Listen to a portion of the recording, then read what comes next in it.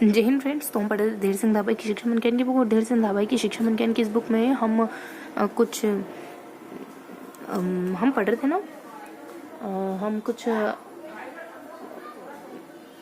मूल्यांकन को पढ़ रहे थे। ठीक है, हम मूल्यांकन वाले टॉपिक पे चल रहे थे। मूल्यांकन वाले टॉपिक में हमने कहाँ तक पढ़ लिया था, तो कहाँ चल रहे थे हम, तो कंटिन्यू करते हैं ना फटाफट से। हम बेसिकली मूल्यांकन पढ़ रहे थे। तो मूल्यांकन में हमने कहाँ तक जान लिया था, कुछ मूल्यांकन की बेसिक बातें पढ़ी थी हमने ना। कल हम मूल्यांकन के प्रकार जान चुके थे, यहाँ तक देख चुके थे, और यहाँ भी पढ़ लिया था हमने। और आज हमको ये भी पढ़ लिया था। ओके, हमने मूल्यांकन कंप्लीट कर लिया। अब हमको पढ़ना है कुछ सतत व्यापक मूल्यांकन, NCF 2005 और सीखने के प्रतिफल। देन ठीक है, तो आज हम पढ़ने वाले ये प्रमुख मनोवैज्ञानिक व शिक्षा में उनका योगदान। ठीक है, तो फटाफट से देख लेते हैं कि कौन कौन से मनोवैज्ञानिक के मतलब उनके द्वारा कौन कौन सी किताबें वगैरह लिखी गई, कोई फैक्ट वगैरह है ना, कोई महत्वपूर्ण बात बताया गया। तो यहाँ हमको कुछ महत्वपूर्ण तथ्यों को ध्यान रखना है। तो क्या ध्यान रखना है हमको, कुछ विद्वानों के नाम है, फटाफट देख लेते हैं। अरस्तु ने क्या कहा, फटाफट से देखते हैं ना। सारे क्वेश्चन को अच्छे से याद करना, कुछ ना कुछ ट्रिक बिठा लेंगे ताकि चीज़ों को याद रह जाए कि ये इनके द्वारा किया गया। ठीक है, वैसे तो हम ये सारे फैक्ट पहले कवर कर चुके हैं, लेकिन कोई ऐसी बात जो हमने पहले नहीं पढ़ी हो उसको देखना है। देखिए, जैसे कि अरस्तु कहते हैं शिक्षा मनोविज्ञान की शुरुआत किससे मानेगी, अरस्तु से मानेगी। अरस्तु क्या कहते हैं, शिक्षक, इसको अपन है ना कुछ इनको अपन याद रखेंगे, थोड़ा सा ट्रिकी तरीके से याद रखेंगे ताकि हमको याद रहे। अरस्तु शिक्षा मनोविज्ञान की शुरुआत इनके विचारों से मानी जाती है। ठीक है, रूसो शैक्षिक अध्यापन का सिद्धांत दिया है ना, शैक्षिक अध्यापन का, पढ़ाई का, है ना, शैक्षिक अध्यापन का सिद्धांत रूसो के द्वारा दिया गया। थोड़ा ध्यान रखेंगे। जो लोग अनुभववाद के जनक माने जाते हैं, और सिगमंड फ्रायड मनुविश्लेषणवाद के जनक ही जानते हैं अपन। कार्ल जुंग विश्लेषणात्मक, ये मनोविश्लेषण है तो ये विश्लेषणात्मक करके। ठीक है, और मेलिन जो है वो बाल मनोविज्ञान पर काम करते हैं, है ना। और जीन पियाजे संज्ञानवाद तो जानते हैं। केटल ने किस पर, व्यक्ति की विशेषक गुणों के ऊपर काम करा। और मार्कोस ने शैक्षिक कार्यक्रम बनाया, विज्ञान व मानव शास्त्र को संयोजित किया। तो इन्होंने थोड़ा सा ध्यान रखेंगे, वैसे ये पूछे नहीं जाएंगे ना जनरली, लेकिन फिर भी थोड़ा सा एक अनुभवों का दायरा बढ़ाने के लिए ध्यान रखेंगे। केटल ने व्यक्तित्व के विशेषक गुण के बारे में बताया। और जॉन कॉमिनियस ने इसने बालक की सीखने की क्षमता उम्र में अंतर को प्रभावित करती है। इसने क्या कहा कि बालक की जो सीखने की क्षमता उम्र के अंतर को प्रभावित करती है, वे उनको जल्दी सीखते हैं, जिससे संबंधित अनुभवों को एकत्रित कर लेते हैं। तो कुछ हमारी उम्र है ना सीखने में मदद करती है, ये केमिनिस ने कहा। जुआन क्या कहते हैं, आगमन अध्ययन की प्रमुख विधि बनाने पर बल, है ना, आगमन अध्ययन की प्रमुख विधि बनाने पर बल। तो अच्छा, आगमन को इन्होंने बहुत ज्यादा तवज्जो दी है ना। और जुआन हर्बर्ट वैज्ञानिक अध्यापक का जनक है, हर्बर्ट करके एक विद्वान है। वैज्ञानिक अध्यापन करना, पढ़ाई कैसे होती है वैज्ञानिक तरीके से, उसका जनक पेस्ट्रोलॉजी शिक्षा मनोविज्ञान है, प्रथम शिक्षा मनोविज्ञानी Gage head book of research on teaching का संपादन, गेग है ना, कुछ head book of research and teaching का प्रतिपादन कर रहे हैं। और कुछ लेटा हॉलिंगवर्थ, है ना, लेटा हॉलिंगवर्थ तो लेटा हॉलिंगवर्थ जो बेसिकली है ना पहली महिला मनोवैज्ञानिक जिन्होंने प्रतिभाशाली शब्द का प्रयोग उन बच्चों के लिए किया जिनका प्राप्तांक बुद्धि परीक्षण बहुत उच्च था, जिन्होंने प्रतिभाशाली शब्द का प्रयोग उन बच्चों के लिए किया जिनका प्राप्त। ठीक है, तो जो मतलब इन्होंने लेटा हॉलिंगवर्थ ने जो ज्यादा बुद्धिमान बच्चे हैं ना उनको इन्होंने बेसिकली प्रतिभाशाली बच्चा का, ओके, और ज्यादा IQ रखने वाले को। और विलियम स्टर्न ने बुद्धि लब्धि का संप्रति, है ना, स्टर्न के द्वारा बेसिकली स्टर्न के द्वारा बुद्धि लब्धि, है ना। तो बेसिक बात है। अब हेविंगहास ने क्या कहा कि स्टर्न जो है वो बुद्धि लब्धि का संप्रति देते अपन जानते हैं, IQ का कॉन्सेप्ट स्टर्न नहीं देता। और हेविंगहास ने क्या करा था, क्रमिक या अनुक्रमिक सीखना विधि का प्रतिपादन करा था उन्होंने। ठीक है, तो क्रमिक रूप से कैसे सीखते हैं हेविंगहास ने कहा। और पुनः सीखना विधि का प्रतिपादन पुस्तक कौन है, ऑन मेमोरी करके। ठीक है, तो इस तरीके से कुछ बेसिक बातें दी हैं, बेसिक बातें बताएंगी इन अलग अलग विद्वानों के द्वारा। अल्बर्ट बांडुरा सामाजिक रूप से सीखना, और अल्फ्रेड बीने जो है वो पहला बुद्धि परीक्षण वगैरह है। और बेंजामिन ब्लूम जो है वो बेसिकली ब्लूम ने शैक्षिक उद्देश्यों का वर्गीकरण करा। जेरोम टोन कहते हैं कि बच्चा किसी भी अवस्था में कुछ भी सीख सकता है ना। रचनात्मक अधिगम, शिक्षा की प्रक्रिया, ये सब गुण। और जॉन डीवी अनुभववाद के जनक है ना, प्रयोजनवाद के जनक। ठीक है, और मार्गरेट अनुधैर्य अध्ययन और सामोद्दीपन किया गया। अनुधैर्य अध्ययन का संबंध किससे, मार्गरेट से। और एडविन गुथरी परवर्ती व्यवहारादि, है ना। और एच आइजेन करके जो है वो व्यक्तित्व के 3 आधार उदाहरण बताते हैं, आइजेन के द्वारा व्यक्तित्व। और एरिक एरिक्सन ने किशोरावस्था को संकट, ये तो अपनों को पता है। अल्फ्रेड एडलर ने व्यक्ति को मनोविज्ञान के जनक, ये भी अच्छे से जानते हैं। लियोन और फेस्टिंगटन संज्ञानवाद विसंगति का संप्रति किसने दिया, लियोन तो बेसिकली लियोन फेस्टिंगर ने संज्ञानात्मक विसंगवादिता, है ना, इसका कॉन्सेप्ट दिया। बाकी बेंजामिन ली वॉर, ये कुछ देखो, है ना, हम अब कुछ और देखते हैं, ठीक है, क्योंकि ये पुस्तक तो हम कुछ और पढ़ेंगे, हम कुछ नया कॉन्सेप्ट वगैरह, कुछ जो हमको जानना हो, अच्छे से पढ़ने की ज़रूरत हो। तो इस तरीके से हमने सारा कुछ तो पढ़ लिया है ना। और ये बुक्स वगैरह है जो हम एक सरसरी निगाह डालते रहेंगे तो याद हो जाएगी अच्छे से। तो बेसिकली आज के सेशन में हम फिर क्या देखें, सतत व्यापक मूल्यांकन भी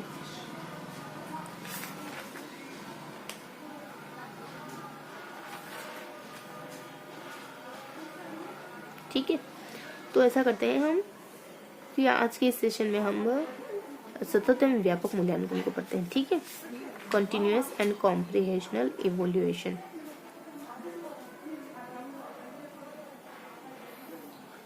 है ना, ये भी ठीक टॉपिक एक पूछा जा सकता है।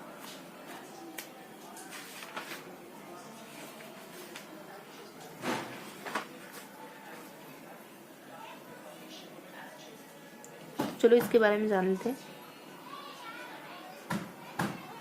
ठीक है। तो हम सतत और व्यापक मूल्यांकन को पढ़ेंगे। सतत और व्यापक मूल्यांकन में हमको क्या देखना है, इस पेज को कंप्लीट करना। देखो हम 20 मिनट के दरमियान पढ़ते हैं और बहुत सारा समय तो हमारा उन बुक्स को पढ़ने में अच्छा लग गया, ठीक है। तो फटाफट से देख लेते हैं इसमें क्या गिवन है। देखो यहाँ पृष्ठभूमि बता रखी है कुछ, और सतत राज्य में सतत व्यापक मूल्यांकन लागू करने के कारण वगैरह बता रखे हैं, ठीक है। देखेंगे इसकी पृष्ठभूमि क्या है।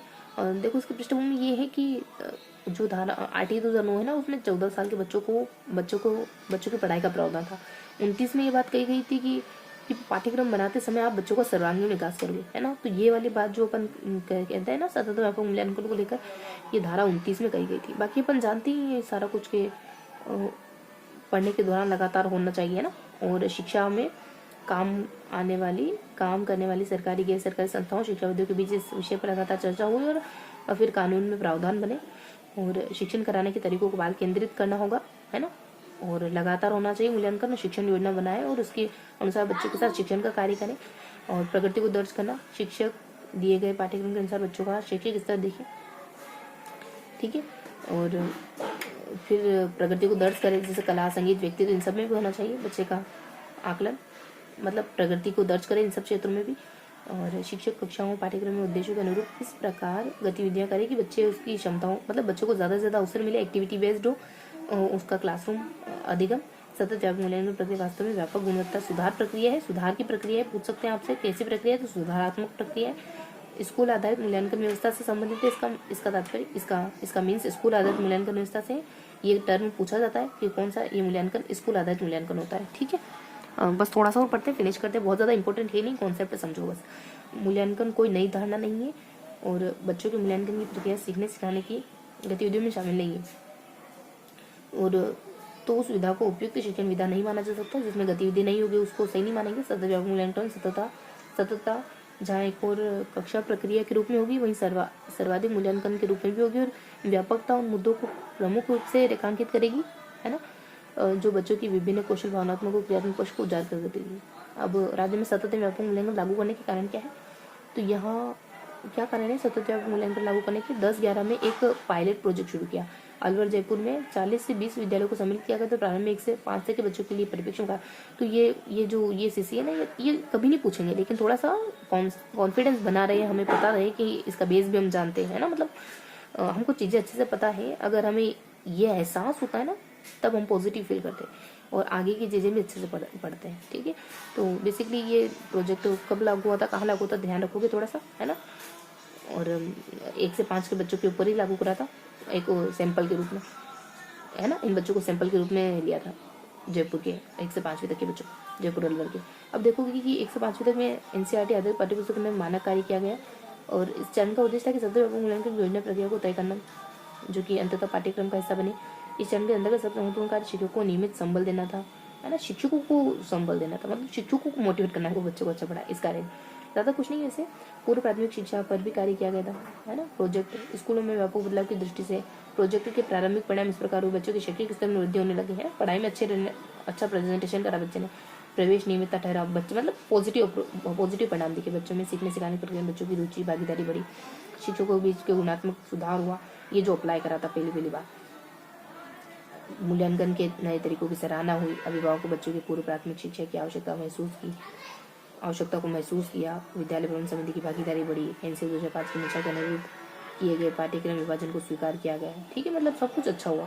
विद्यालय प्रबंधन समिति भी अच्छा काम करने लगी। एनसीएफ 2005 में जो सिलेबस बताया था विभाजन को की मंशा के अनुरूप, और इसमें ना जब सीसी लागू करा तो सिलेबस एनसीएफ 2005 वाला 5 ने जो भी सिलेबस के फॉर्मेट बताया था ना, सिलेबस का फॉर्मेट उसको फॉलो वगैरह किया।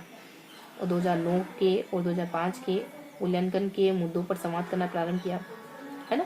शिक्षकों ने शिक्षा का अधिकार 2009 और जो सिलेबस एनसीएफ 2005 है उन दोनों पर मतलब बहस वगैरह हुई कि लागू करना चाहिए कि नहीं।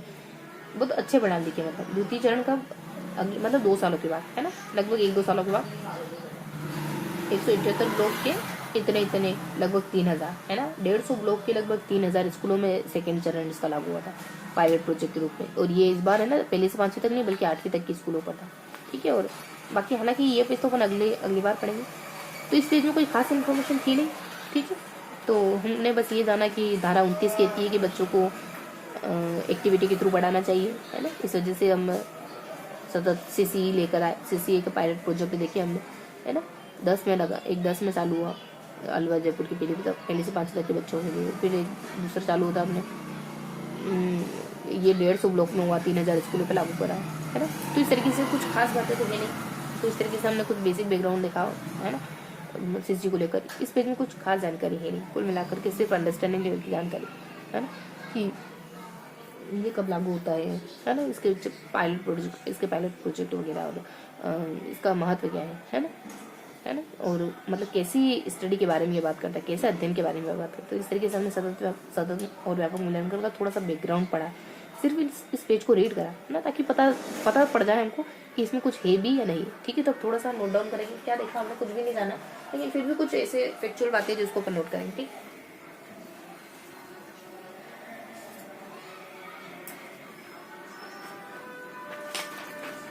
तो आज दिनांक हो गई अपने कुछ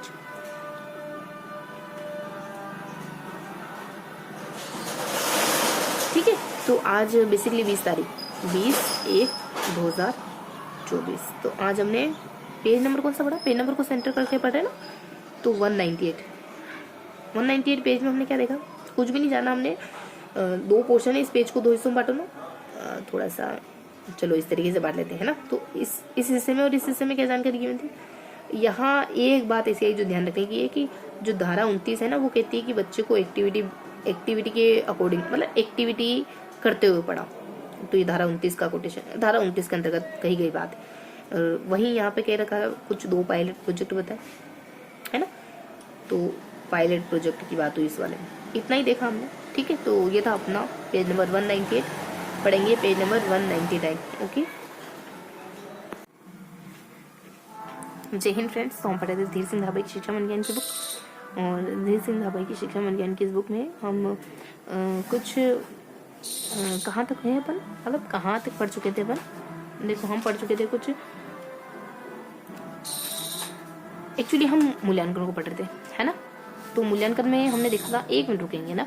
तो मूल्यांकन में हम कहाँ थे, मूल्यांकन में हम ये देखो यहाँ कुछ सतत और व्यापक मूल्यांकन पढ़ रहे थे। 1 मिनट रुकेंगे, ये पेज हम पढ़ चुके थे, आप थोड़ा सा यहाँ देख लेते हैं, है ना।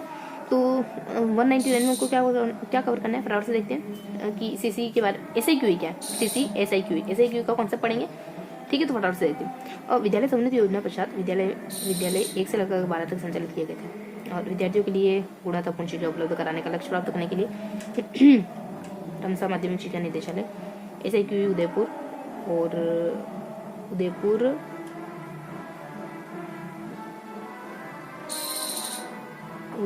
चरणवार। अच्छा, उदयपुर, फिर कोष्टक यहाँ से शुरू हो रहा है, जो कोष्टक बंद कहाँ हो रहा है, चलो ठीक है। फिर अकादमिक सत्र 15-16 में राज्य के सभी समन्वित विद्यालय में 1 से 5 तक के SIQ कार्यक्रम संचालित होते। तो इसमें क्या बताया है कि विद्यालय समन्वित योजना पश्चात विद्यालय 1 से 12 तक संचालित किए गए, और विद्यार्थियों को गुणवत्तापूर्ण शिक्षा उपलब्ध कराने का लक्ष्य प्राप्त करने के लिए रमसा माध्यमिक शिक्षा निदेशालय और SIQ उदयपुर, इन्होंने चरणवार से और उदयपुर ने और यूनिसेफ ने और बौद्ध शिक्षा समिति जयपुर के साथ एमओयू कर लिया। एमओयू मतलब समझौता कर लिया, जिसके तहत सभी विद्यालयों में चरणवार रूप से पहली से 5वीं तक के बच्चों के लिए एबीएल और सीसीए कार्यक्रम लागू किया गया। और अकादमिक सत्र 15-16 में राज्य के सभी सम्मिलित विद्यालयों में 1 से 5वीं तक की कक्षाओं में SIQA कार्यक्रम संचालित है। ठीक है, तो हमको क्या पता चला कि SIQA प्रोग्राम जो है वो किस ने एमओयू करके लागू करा है। तो कुछ अपने SIQA उदयपुर और यूनिसेफ और रमसा, है ना, बस ये 3 ध्यान रखें। बाकी आगे पता रखा है कि 2010-11 में प्राथमिक शिक्षा विभाग के 60 विद्यालयों में पायलट प्रोजेक्ट के रूप में CCA को लागू किया गया था। ठीक है, तो इस तरीके से कुछ है ना, ये हम पहले भी पढ़ चुके हैं। CCA कब लागू हुआ था इस वाले पेज में कि पायलट प्रोजेक्ट जयपुर अलवर में लागू हुआ था, 40-60 विद्यालय पहली से 5वीं तक के बच्चों के लिए, ये सब बातें आगे देखेंगे कि 14-15 तक 2200 विद्यालयों तक चरणबद्ध विस्तार। ठीक है, तो क्या बताया गया इसमें कि ये कुछ इसकी संख्या और बढ़ गई थी ना, 14-15 में आते थे, 18 में आते थे 4 ऐसे के स्थान पर केवल 3 की व्यवस्था प्रारंभ की गई। ठीक है, तो कुछ बदलाव हो रहे हैं। और कक्षा 5 के लिए ऐसे 3 का आयोजन नहीं किया जाता था, परंतु इसके स्थान पर प्रारंभिक शिक्षा अधिगम स्तर आकलन परीक्षा का आयोजन संपूर्ण प्रदेश में SCERT उदयपुर जिलों के दायित्व के समन्वय से किया जाता था। ठीक है, तो कुछ बेसिक बातें बताई गई। तो यहाँ पे कुछ 2010 में कितने स्कूलों में लागू था, 2014 में कितने स्कूलों में हुआ, 2018 में आते थे, फिर क्या बदलाव आया, ये सारी बातें केवल है ना, कि 4 ऐसे होते थे जिसमें से ऐसे 3 होता ही नहीं था, ऐसा कुछ है ना, ऐसे 3 का आयोजन नहीं किया जाता था, पर केवल 3 की व्यवस्था प्रारंभ की गई थी। ऐसे 4 के स्थान ऐसे 4 के स्थान पर अब 3 ऐसे ही होने लगे। ठीक है, तो बेसिक से इन्फॉर्मेशन है, थोड़ा ध्यान रखोगे। देखो इससे बहुत ज़्यादा क्वेश्चन उठने नहीं वाले वैसे, लेकिन चूंकि अपन पढ़ रहे हैं तो पढ़ ही लेते हैं। ठीक है, अब ऐसे ही उससे संबंधित कुछ टर्म और डॉक्यूमेंट है। ABL है, गतिविधियों के आधार पर शिक्षण को learning based ability based learning. 18-19 में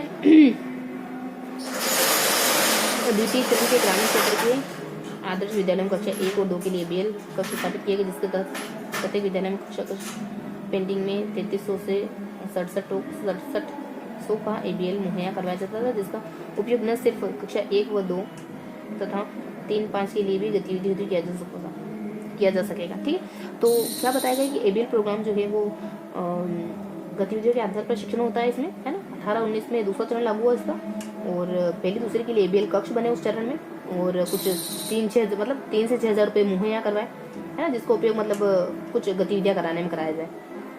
तो मतलब ABL कक्ष के बारे में कुछ जानकारी। अब आगे देखो तो आधार रेखा मूल्यांकन क्या होता है, तो BLE है ना, तो कुछ BLE का मतलब है प्लेसमेंट बेस्ड लाइन एग्जामिनेशन, है ना, तो बेस लाइन एग्जामिनेशन है ना BLE।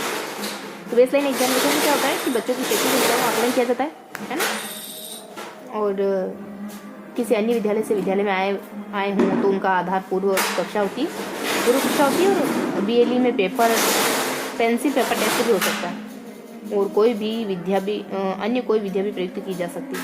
ठीक है, जो विद्यार्थी अनामांकित और ड्रॉप आउट है तथा पुनः विद्यालय से जुड़े हैं, उनकी कक्षा स्तर का निर्धारण भी कुछ BLE के आधार पर होना है, और BLE केवल कक्षा 2 और 5 के बच्चों के लिए। ठीक है,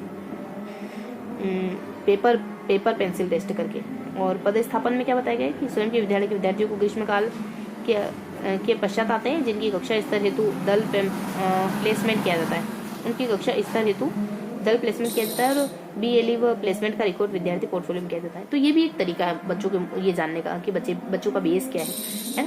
अब आगे देखिए, अध्यापक योजना की डायरी क्या होती है, तो हर 15 दिन में लिखनी होती है वही डायरी है ना। शिक्षक अध्यापन कराने से पूर्व निर्धारित उद्देश्यों की पूर्ति के लिए विद्यालय के विद्यार्थियों के लिए 15 दिवस की शिक्षण योजना तैयार करता है ना। और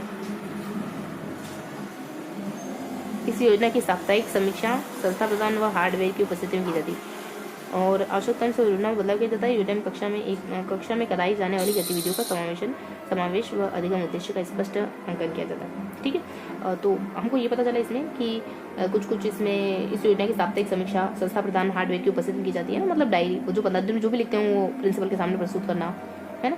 और योजना में कक्षा में कराई जाने वाली गतिविधियों का समावेश कर अधिगम उद्देश्य को स्पष्ट अंकन करना कि क्या उद्देश्य हमारे कोई सब्जेक्ट पढ़ाने का, कोई टॉपिक पढ़ाने का, ये सब अपन अध्यापक डायरी मेंटेन करते हैं। अनुभव डायरी क्या होती है, तो शिक्षक जब कक्षा में गतिविधि कराते हैं तो उस समय विद्यार्थी द्वारा किए गए अनुक्रियाओं को अपनी अनुभव डायरी में लिखते हैं, विद्यार्थियों का नाम लिखते हैं, जैसा कि चेकलिस्ट भरते समय उससे सुविधा मिलती है। योजना के लिए समूह बनाना, योजना डायरी में प्रत्येक विषय शिक्षक को प्रत्येक विषय की पाक्षिक योजना 2 समूहों के लिए तैयार करनी होती है। तो कुल मिला के अनुभव डायरी में बच्चे ने जो टीचर ने जो भी एक्टिविटी कराई, किस बच्चे ने कौन सी एक्टिविटी करी, ये सब मेंटेन करना है ना। डायरी में संक्षिप्त रूप से विद्यार्थी का नाम लिखना, ये सब करना। योजना डायरी में प्रत्येक विषय शिक्षक को प्रत्येक विषय की पाक्षिक योजना 2 समूहों के लिए तैयार करनी होती है ना। तो जो भी अपन योजना बनाते हैं डायरी में वो 2 समूह के लिए होती है। दूसरा है विद्यार्थी पोर्टफोलियो। तो प्रत्येक विद्यार्थी के लिए अलग अलग एक पंजिका का संधारण किया जाता है, जिसमें विद्यार्थी द्वारा की गई शैक्षिक प्रगति, सृजनात्मक व कौशल विकास का विवरण होता है। पोर्टफोलियो सत्रवार या 1 से 5 तक सभी वर्षों का एक साथ भी हो सकता है। पोर्टफोलियो क्या होता है कि अलग अलग एक पंजिका का संधारण है ना, प्रत्येक विद्यार्थी के लिए अलग अलग पंजिका का संधारण करना और विद्यार्थी की शैक्षिक हो, क्रिएटिविटी, कौशल, मतलब शैक्षिक और शैक्षिक दोनों ही बातों को मेंटेन करना। और पोर्टफोलियो सत्रवार या 1 से 5 तक सभी वर्षों का, अलग अलग साल, मतलब अलग अलग साल, हर साल अलग अलग भी बना सकते हैं और पहले से 5 के बच्चों का एक भी कर सकते हैं, एक भी रख सकते हैं। पोर्टफोलियो 15 दिवस में कम से कम 2 कार्यपत्रक प्रति विषय प्रति विद्यार्थी संधारित किए जाने। कार्यपत्रक आकलन शिक्षक द्वारा किया जाता है, बच्चों को सुधार कार्य करवाया जाता है। इसमें क्या होता है कि एक फॉर्म लगे रहते हैं। पोर्टफोलियो जो फाइल होती है ना, उसमें कागज, मतलब कुछ पत्रक लगे, पत्रक मतलब एक ब्लैंक फॉर्म होता है ना, जिसमें हमको डाटा मेंटेन करना होता है बच्चे से जुड़ा। तो आपको 15 दिन में कम से कम दो पेपर तो कंप्लीट करने होते हैं, 2 पत्र को कंप्लीट करने होते हैं। और इसमें एसएमसी की बैठक में तथा विद्यार्थी अभिलेख पोर्टफोलियो को अभिभावक समक्ष प्रस्तुत किया जाता है तथा प्रत्येक पृष्ठ पर अभिभावक के हस्ताक्षर कराए जाते हैं। ठीक है, तो विद्यार्थी अभिलेख पोर्टफोलियो को अभिभावकों के सामने प्रस्तुत किया जाता है, समक्ष, है ना, समक्ष। गतिविधियों के प्रकार, तो गतिविधियों को 3 भागों में बांटा जा सकता है। इन भागों से हमारा आशय कक्षा में करवाए जाने वाले कार्य से है। सामूहिक गतिविधि, अधिकतम उद्देश्य प्राप्ति हेतु शिक्षक द्वारा संपूर्ण कक्षा में गतिविधि आयोजित कर अपने अनुभवों को अनुभव डायरी में अंकित किया जाता है। उसके आधार पर कक्षा को उप समूह में विभाजित किया जाता है। तो क्या बताया इसमें कि इन भागों से हमारा आशय कक्षा में करवाए जाने वाले कार्य से, ठीक है। सामूहिक गतिविधि, अधिगम उद्देश्य हेतु शिक्षक द्वारा संपूर्ण कक्षा में गतिविधि आयोजित कर अपने समूह को अपने अनुभव डायरी में अंकित करना। तो ये सामूहिक गतिविधि होती है और जिसके आधार पर कक्षा को उपसमूह में विभाजित किया जाता है और बहुत सारी बातें होती है। तो ये देखो, ये पेज, इसमें ना ऐसी कोई बात नहीं है जो बहुत ज़्यादा इंपॉर्टेंट हो, या फिर ऐसी कोई बात नहीं जिनको हमको जो हमें बहुत ज़्यादा समय लगाकर समझने की ज़रूरत हो। ये बहुत ईजी गोइंग बातें। तो क्या देखा हमने, देखो, क्या आप अनुभव डायरी को नहीं जानते हो क्या? जानते हो ना। और शिक्षक डायरी को नहीं जानते हो क्या, जो टीचर को मेंटेन करनी होती है, उद्देश्य वगैरह लिखने होते हैं। ABL में एक्टिविटी बेस्ड लर्निंग है ना, और BLE बेस लाइन असेसमेंट करके, है ना। और एक हो जाता है पोर्टफोलियो आपको भरना होता है बच्चों को लेकर के, है ना। या आप मतलब 5 सालों का एक साथ भी कर सकते हो, नहीं तो आप हर साल अलग भी बना सकते हो। बच्चे के बारे में लिखना होता है, 15 दिन में भरना ही होता है कम से कम। और इस पे मतलब इसको है ना, जब SMC की मीटिंग होती है तो बच्चों टीचर को मतलब माता पिता को दिखाना, सिग्नेचर करवाना। और एक और कुछ पदस्थापन करके कोई चीज़ होती है, जब बच्चे गर्मी छुट्टी के बाद आते हैं ना, तो बच्चों को लेवल नापा जाता है इसमें, बच्चे का मतलब स्तर क्या है। तो ये सारी बातें यहाँ पे है ना। और बाकी कुछ SIQA के बारे में बताया गया।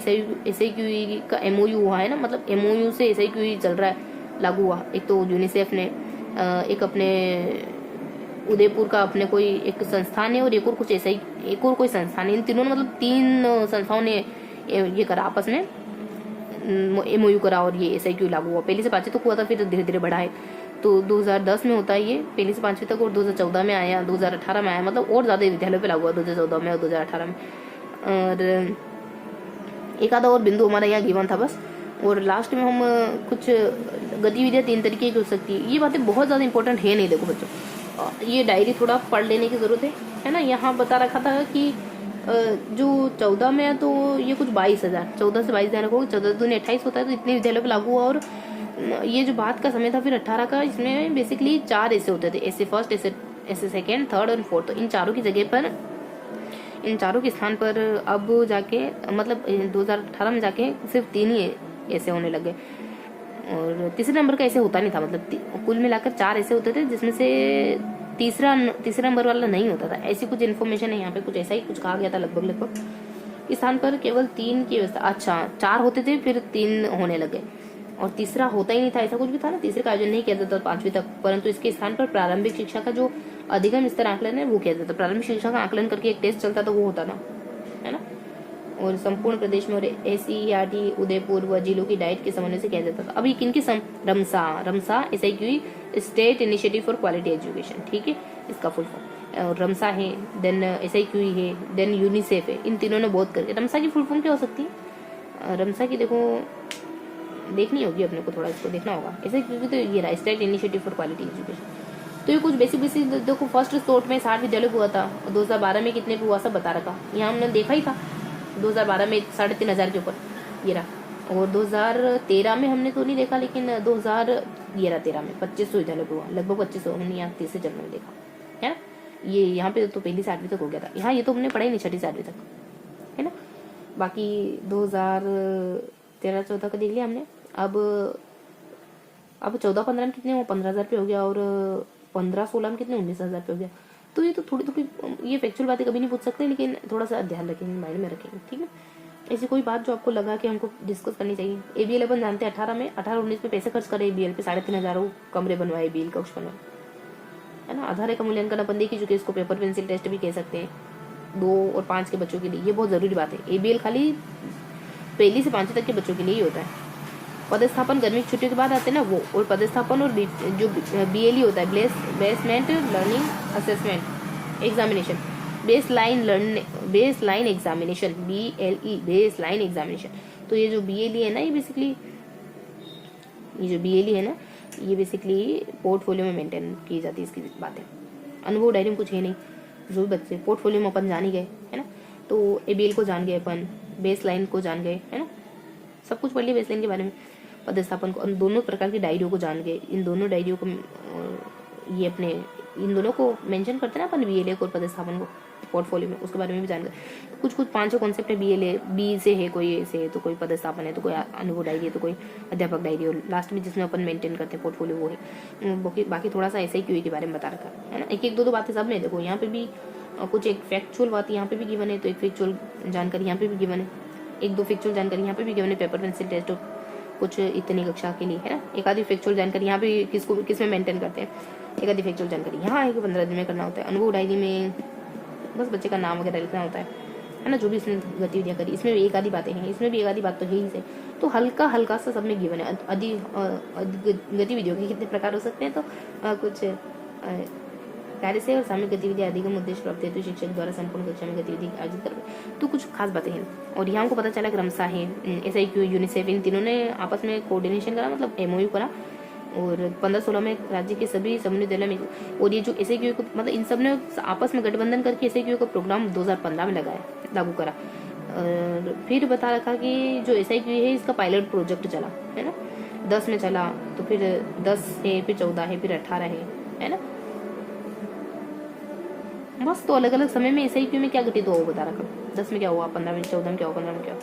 10 में 60 विद्यालय पे हुआ, तो 14 में ये कुछ कितने विद्यालय पे हुआ, 14 में 22 विद्यालय पे, है ना, सीधा 20,000 पे आ गया। फिर अपने 18 में क्या होता है, तो 18 में 4 से जुड़ी बात ध्यान रखोगे, जैसे 2 में 4 में 2 से जुड़ी हुई, 18 में 8 में 4 से जुड़ी है ना, तो इस तरीके से ध्यान रखोगे। 14 तो 2, 18 तो बेसिकली 4, है ना, मतलब कुछ आंकड़े हैं, इससे क्या होगा, चीजें आ गई, ठीक है।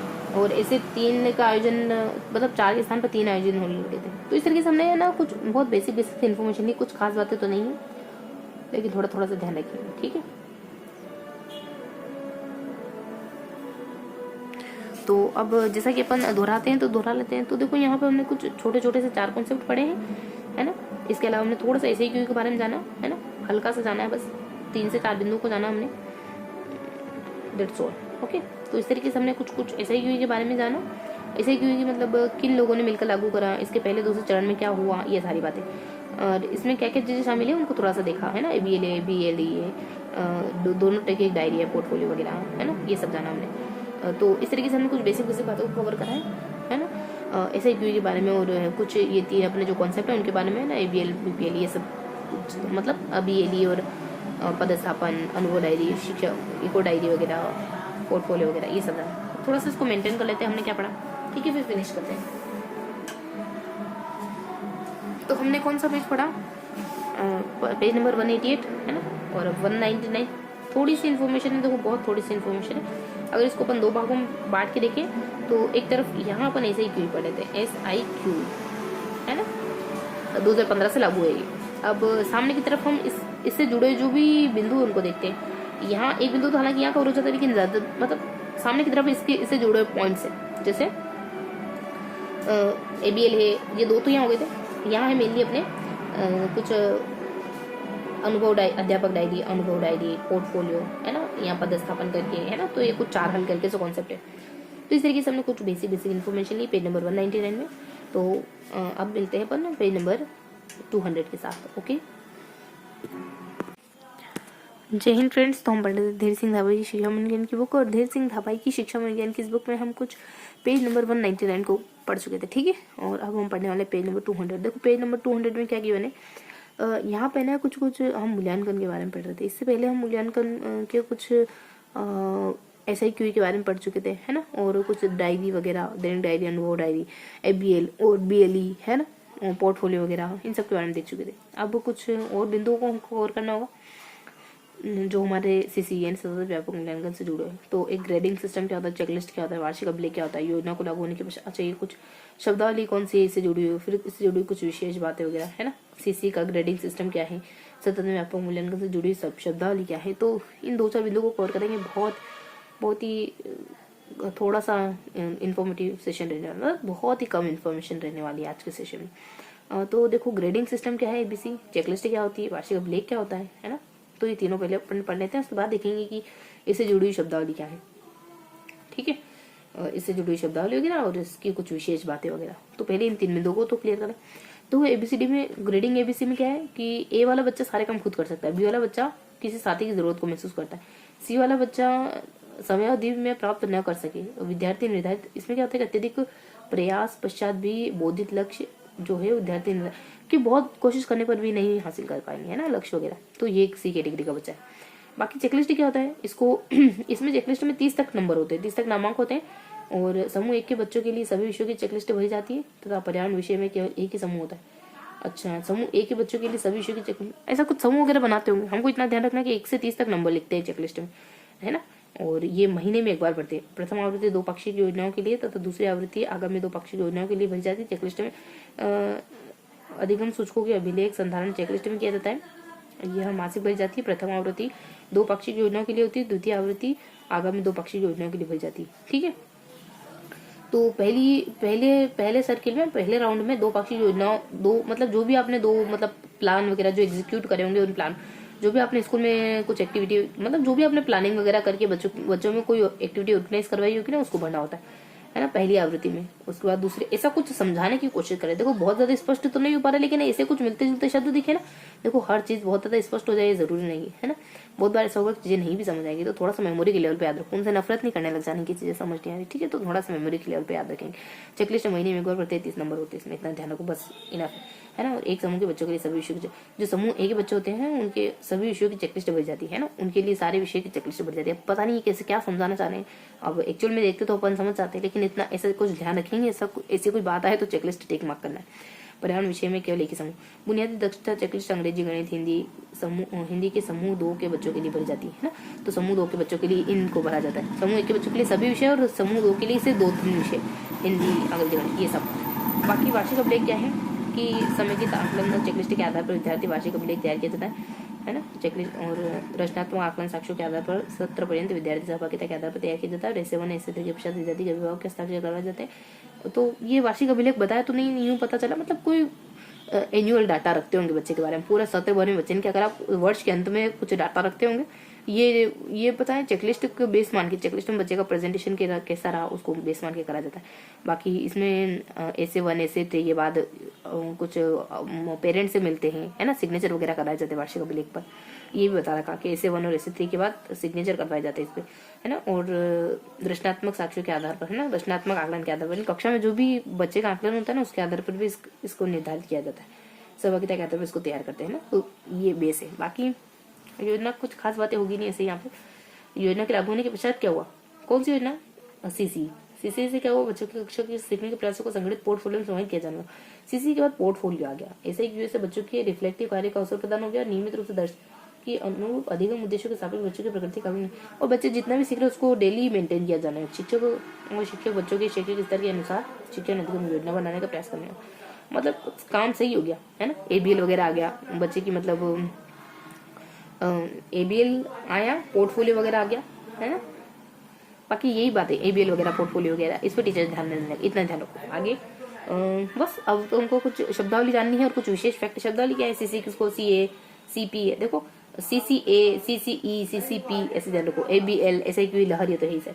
CC क्या है, continuous and comprehension evolution. CCA continuous and comprehension assessment. CCP child centre pedagogy, मतलब C से जुड़ी। उसके बाद थोड़ा सा अलग है लहर, ABL और SIQ। मान लो किसकी पढ़ाई की लहर, ABCD की लहर चल पड़ी है ना, है ना।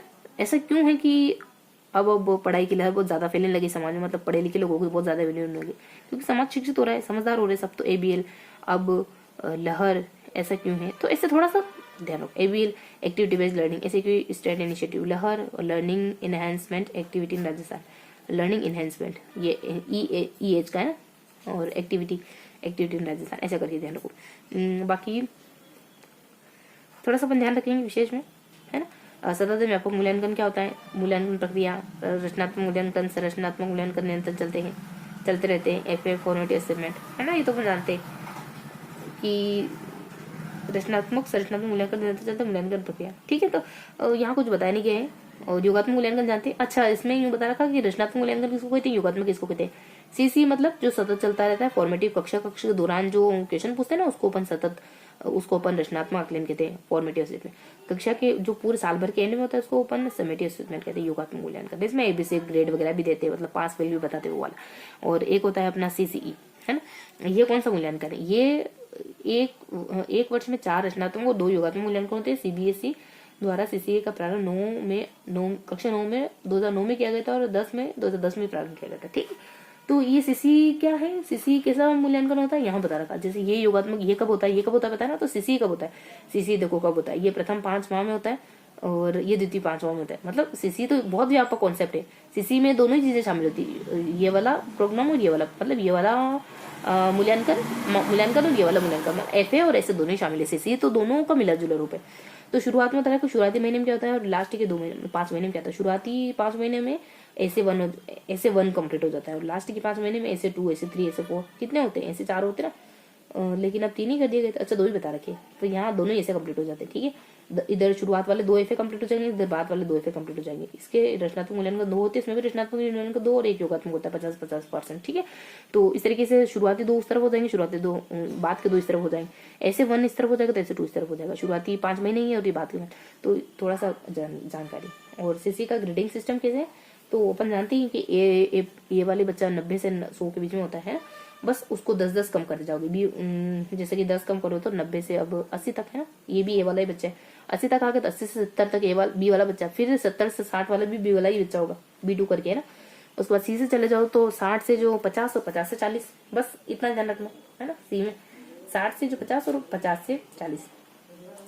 उसके बाद D में ध्यान रखो तो 50 से 30 नहीं है, बल्कि 33 है ना। 33% पास फेल होता है ना, इस वजह से बस इतना ध्यान रखना है, और कम करते जाओ। 33 तक हो गया, तो अब D में क्या ध्यान रखेंगे अपन, कहाँ तक होगी D तक। E में क्या ध्यान रखोगे, तो 33 से हो सकता है कि 30 है, समझ लो 33 मतलब 30 से हो सकता है 20 हो, और फिर 20 से 10 हो, ऐसा होगा। तो 33 मतलब अपने मान लो कि 30 है, ठीक है। तो 30 से जो 20 तक है, और 20 से बिल्कुल वही बात है, 10-10 कम कर जाओ, कोई खास जानकारी है नहीं। सतत व्यापक मूल्यांकन से जुड़ी शब्दावली क्या है, CCE है। तो CC का मतलब तो अपन जानते ही है ना। CC का मतलब क्या होता है, सतत पक्ष आकलन की निरंतरता और बार बार करने पर ध्यान देता है, ठीक है। CC का मतलब क्या होता है, लगातार। तो ये कुछ बेसिक बात है, ठीक है। अब थोड़ा सा रिकॉल करने की कोशिश करेंगे। आपको ऐसी कौन सी बात लगी जो आपको नहीं पता थी, है कुछ ऐसा लगा जो नहीं पता था और नया जाना। एक तो देखो ग्रेडिंग सिस्टम का थोड़ा सा पता चला, और फाइन तरीके से पता चला, और क्या पता चला ऐसा, शब्दावली में थोड़ा सा फुल फॉर्म वगैरह पता चल गई, लहर की क्या है ना। SIQ की क्या है, ABL की तो अपने को पता थी, है ना। CCE की पता चली। CC क्या कहता था, एक तो CCA था, CCB था, ऐसा कुछ था ना। CCE CCA ABL, ऐसा मतलब कुछ फुल फॉर्म थी। Continuous and comprehensive evaluation, continuous and comprehensive assessment, activity based learning ABL। CC एक और कुछ सी से था, 3 सी से थे। इसके अलावा कुछ कुछ नई बातें जैसे कि ग्रेडिंग सिस्टम है ना, ए वाला बच्चा सब खुद कर लेता है, बी वाले को मदद चाहिए, सी वाले को तो मदद की बात भी नहीं कर पाएगा। ग्रेडिंग सिस्टम के बारे में जाना, एक दो और कुछ बिंदु जाने। तो अब देख लेते कि क्या छूटा। अच्छा, चेकलिस्ट छूटा, वार्षिक अभिलेख छूट गया, है ना। तो चेकलिस्ट क्या होता है जानते हो ना, चेकलिस्ट में 30 नंबर तक नंबर होते हैं, मतलब 30 तक नंबर दिए होते हैं।